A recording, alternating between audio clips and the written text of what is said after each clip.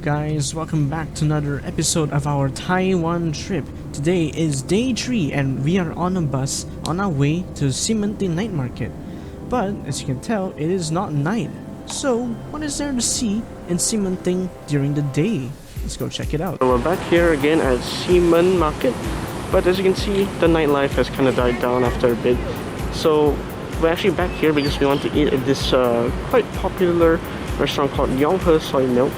And it's also here in Ximending. So we took the bus here, number 218, and yeah, let's go head over to Wanhua Soy Milk. Ximending actually looks really different in the morning as to be expected. Honestly, it's very empty compared to nighttime. So here we are at Wanhua Soy Milk, one of the top rated breakfast spots here in Taiwan. It serves traditional Taiwanese breakfast similar to Fuhang Soy Milk in the last episode. Let's go see what they serve. We ordered a lot here, so let's do a rapid fire one. So here is a pancake, inside is some fried eggs and luncheon meat, and the next one here we have some dumplings, absolutely delicious, and over here we have cold and hot soy milk, their namesake.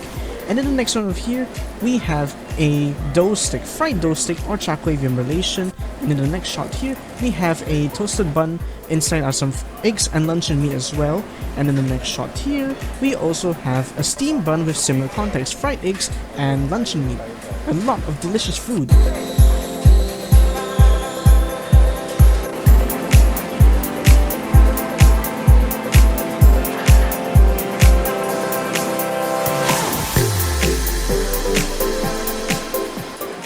So after eating our breakfast in Wanhua, we got on a bus and we went down to Guilin Kunming Street intersection to eat at this place called Futoshi Stores. The next place we're gonna eat, basically this food D store sells Hong Kong style breakfast.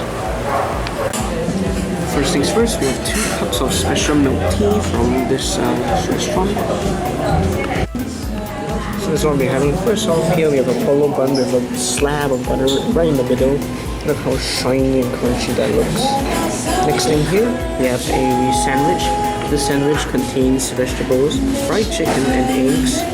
And this next one here is another sandwich. This time it has eggs and some meat floss right down the middle. So we walked a few meters up the road and here is Yongfu ice cream. We originally wanted to eat at Yongfu ice cream on the first night, but because it was too far from Ximending, we decided to skip it. Well, we're coincidentally here now, so we might as well try it out. So here we have a cup with 3 scoops. What do you have inside here? Lime, red bean, and passion fruit. Cool. Is it good? Toast more. Very good. So since we had 2 breakfasts today, I think it's about time we start walking it off. So let's go explore all the temples in the Wanhua district. So the first thing we'll be looking at on our temple hopping adventure this morning is the Qingshui Temple, also known as Bangkar Qingshui Temple, also known as Sushi Temple or the Divine Progenitors Temple. It is basically a temple built to dedicate the deity known as Master Qingshui. It's a northern Song Dynasty Buddhist monk who is said to have saved the town from a drought and performed numerous miracles. The temple is located in the Wanhua district and is also called the most characteristic example of a mid-Qing temple architecture. Built in 1787, it still stands here because it was renovated in 1958, and well, here we are. Let's go and have a look around.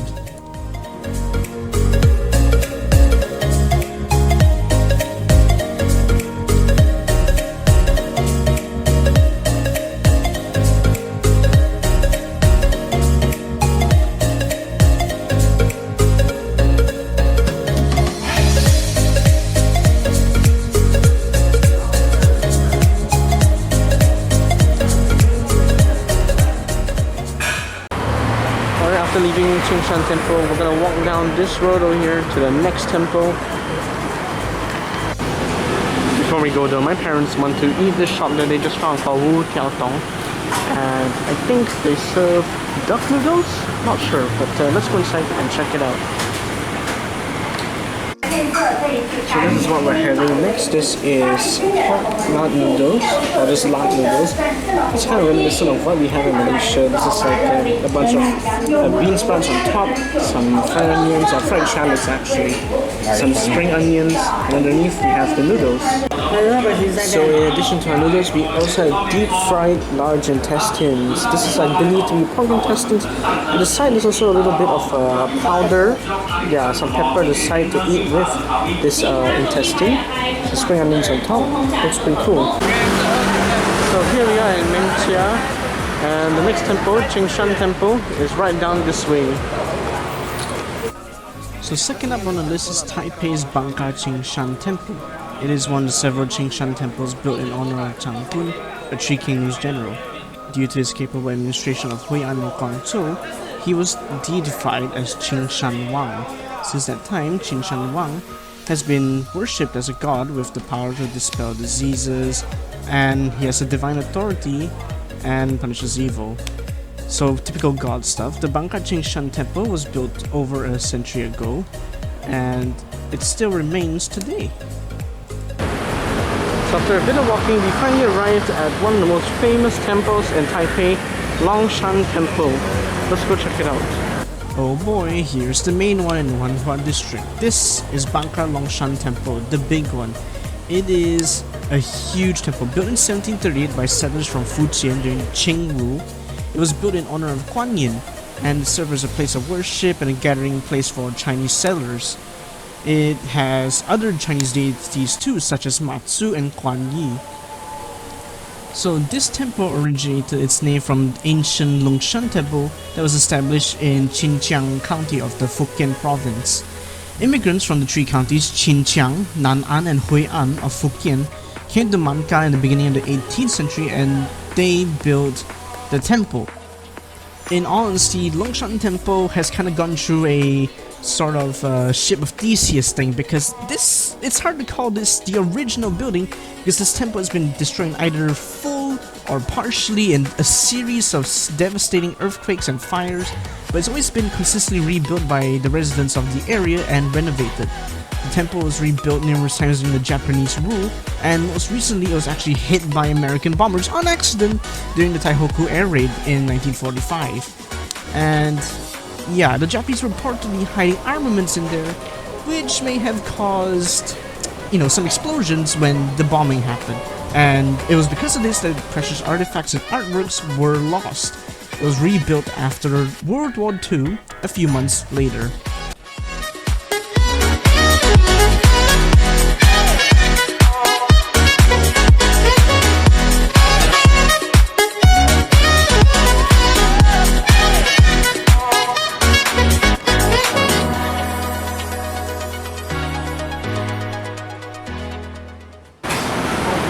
So yeah, after a bit more walking, we've arrived here at Chuanye. We actually wanted to go to Bopila Historical Block, which is just over there. But decided we want to have something. Yeah, we're gonna have a little bit more to eat.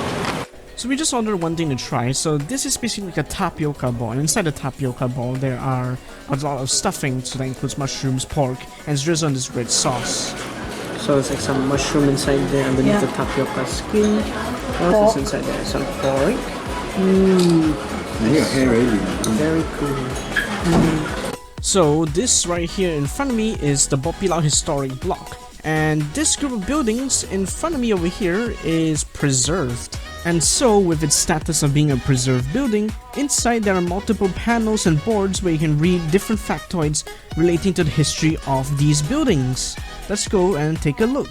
So this corner block here exhibits like tailoring items and the culture around tailoring and its history in Taiwan, but previously, back then, it was a peat coal market where merchants would come around and sell peat coal, an alternative to charcoal which was cheaper and more affordable by the regular citizen. And now, you can look at the building in its current form today. So here's another example of a preserved building here at the Bopilau Historic Block. This used to be a tea house, and the inside has kind of been stripped bare, and the only thing you can do now is check out how they used to make the houses, wood and stone brick. So this right here is one of the tallest buildings in the Bopilau Historic Block. It is this height because it was used to serve an example for the uses of concrete and rebar technology. And just as a reminder, by the way, even though you can access most of these buildings, doesn't actually mean there's a lot inside. Some may house exhibits, some are empty because there's no exhibits yet, but it's alright to just look around and check out the houses. So here we are, just exploring the street. And this building here is what I presume to be the main information center of the popular historic block. In this room there is a printer press, and in this glass case on my right over here, there is actually a bunch of these printer blocks. If you are a huge history buff, this room has all the information you would ever want to know, such as this wall that is explaining the history of a tea shop, the building materials of the popular historic block buildings, the people who lived here, and the jobs they did. And on this panel over here, there's even a history talking about the different types of food sold here, like the dumplings and Taiwanese meatball shops that used to be sold in the historic block. The popular historic block not only has past history, but it also has modern history, because in the year 2021, these grounds were used as a place to screen COVID-19 patients, so they exhibit all these test kits and hazmat suits that they use during that time. It's quite interesting to see how much pride they take in being able to contribute to the pandemic. So now that we're done with the popular historic block, it is time to check out our next thing on the list for today. So we hired an Uber. Well, it's not really an Uber. They use the Uber app, but it just calls you a regular taxi, and all we did was sit in taxi all the way to our next location, which is the Chiang Kai-shek Memorial Hall, which we have actually visited in the past series. So let's go check out the Chiang Kai-shek Memorial Hall. So after riding on the Uber, we have finally arrived at the Chiang Kai-shek Memorial Hall. We've been here in 2019 with my grandparents, but they're at home now. And of course, why did you come here? Well, you can't possibly give up the opportunity to come to one of Taiwan's most popular monuments. So the National Chiang Kai-shek Memorial Hall is a national monument that was erected in the memory of Chiang Kai-shek, the former president of the Republic of China. It is located in a park, and in this park there is this memorial hall, and on the left and right of this square, I guess you can call it, is the National Theater and the National Concert Hall. So on certain days there are some performances that will be held in these places. Alright, so before we head towards the Memorial Hall, we gotta look at the flag all the way up there. Man, there's not a lot of wind today, is there? Oh yeah, and one more thing, one last uninterrupted view of the three buildings in this square. Now let's head to the Memorial Hall. After President Chiang Kai-shek died in 1975, a funeral committee was formed to build a memorial, and the design by architect Yang Cho-cheng was chosen in a competition that mirrors the Sun Yat-sen Mausoleum in Nanjing. This design decision was made because the Kuomintang had actually admired Dr. Sun as the founder of the party. Groundbreaking for the memorial took place in 1976, the 90th anniversary of Chiang's birth, but it was opened in 1980 as the 5th anniversary of the leader's death. So this hall is open from 9 AM until 6 PM, but there's a Changing of the Guards event that takes place from 9 AM to 5 PM every hour. So there's a total of 9 times where you'll be able to see the Changing the Guards. However, the video I took of the Changing the Guards is simply much too long to include this video, so I'll include it in an unlisted video in the description below. So after watching the Changing the Guards, we walked outside to admire the rest of the view of Liberty Square. We were rushing up the stairs just to watch the Changing the Guards, so we didn't actually get to turn around and admire this wonderful view. But after a bit of walking and resting, we took a bus to Sydney Street because we wanted to try one of Taiwan's Michelin star restaurants. Alright guys, so right now we're in Sydney Yongkang Street. We just got off the bus. We're gonna head to the Tai Fung Sydney branch, which is famous because of its Michelin star. So here we are at one of the most famous dim sum shops in Taiwan. This is Tai Fung, the Sydney branch to be specific. This one here is the one branch that managed to gain a Michelin star. Well, actually it wasn't that easy because in a really unfortunate twist of events, it turns out that the Sydney branch has been converted into a take-out version of Din Tai Fung, which means you're not allowed to dine in there. So the lady at the counter told us to walk down the road, turn right, to get to the Din Tai Fung Sheng branch. So here we are. There's about a 15 to 20 minutes wait. There's quite a lot of people in the lobby area waiting for a seat. It's gonna take a bit, but you know, I hope it tastes good. How many? Two each, 5. Each 5. No, one person. I think we order 5. Yeah, 5.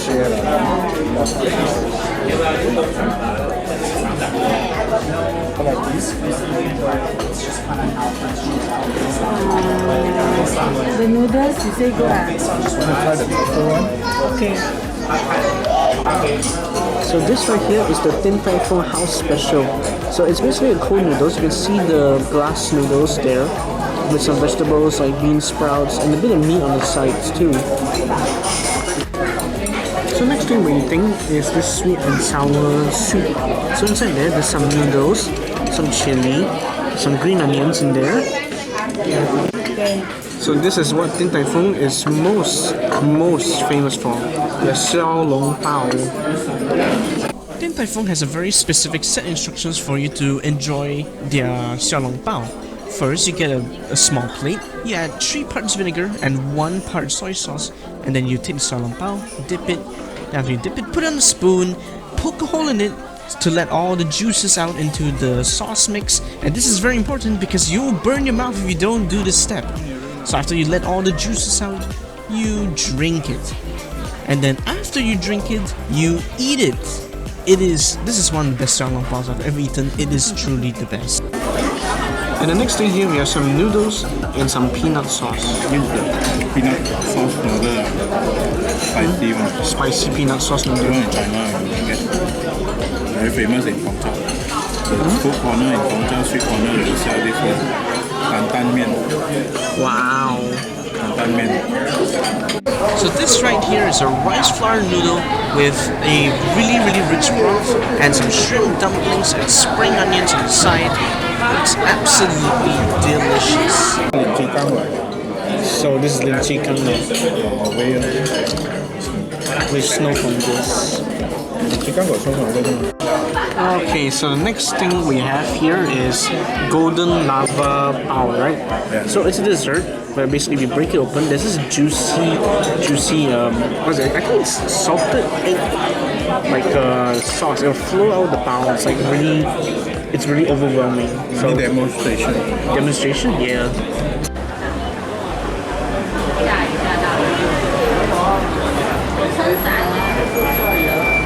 So after eating at Din Tai Fung, we went down to the metro station and we took a train to Ningxia Night Market. Let's go see what that is. Alright, so right now we are in Ningxia Night Market. It isn't as popular as like Browser or Shilin, but this night market is for locals. So it's relatively smaller, and it's on this road called Ningxia Road, and there's tons of food, of course. Let's go check it out.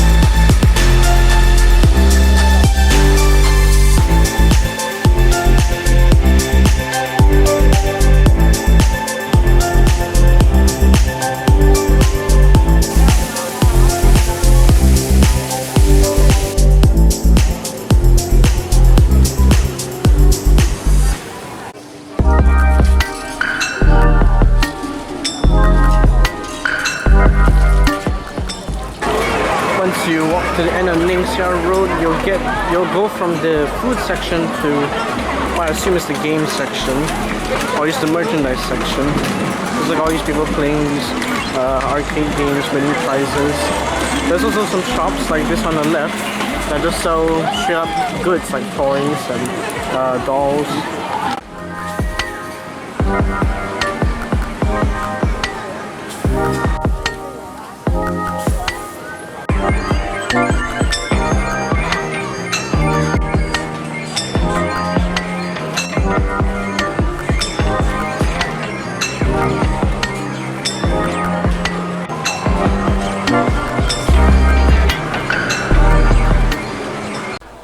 leaving Ningxia Market, we decided to head back to the hotel.